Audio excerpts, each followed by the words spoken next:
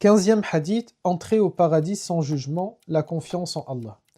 Abu Umama rapporte que le prophète sallallahu alayhi wa sallam a dit « Mon Seigneur m'a promis de faire entrer au paradis 70 000 fidèles de ma communauté qui ne seront ni jugés ni châtiés. Pour chaque millier de ces fidèles, 70 000 autres les accompagneront.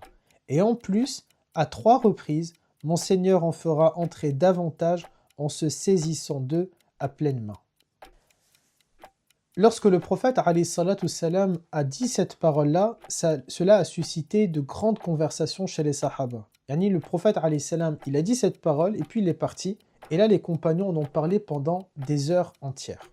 Ils ont donc demandé au prophète alayhi salam qui sont ces gens.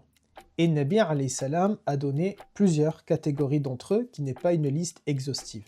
La première, il dit, ce sont des gens qui n'ont pas utilisé des moyens, entre guillemets, magiques, en tout cas que eux considèrent comme étant magiques, pour se guérir d'une maladie. Ils n'ont pas utilisé des choses bizarres, si vous voulez, comme étant un remède pour guérir de quelque chose. Il dit aussi que ce sont des gens qui n'ont pas utilisé de porte-bonheur. Il dit aussi que ce sont des gens qui ne croient pas dans la superstition. Ils ne pensent pas qu'un chat noir apporte malheur, que passer sous une échelle c'est tant d'années de malheur, ou casser un miroir, ou qu'un mariage pluvieux, etc. Ils ne croient en rien dans la superstition. Enfin, il dit, ce sont des gens qui ont placé une extrême confiance en Allah Azza wa Jal. Et c'est quoi le tawakkul?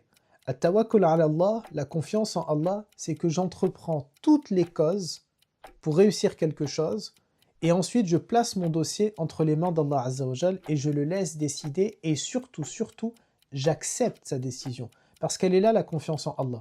C'est je me suis battu, acharné, fatigué à faire quelque chose, et ensuite je place ma confiance en lui, et s'il m'accorde ce que j'ai souhaité, falhamdulillah, et s'il me refuse ce que j'ai souhaité, falhamdulillah. Ça n'a rien changé en moi, il n'y a pas peut-être une légère déception parce qu'on est humain, mais j'ai accepté totalement et sans aucun doute la décision de Allah Azza wa Jal.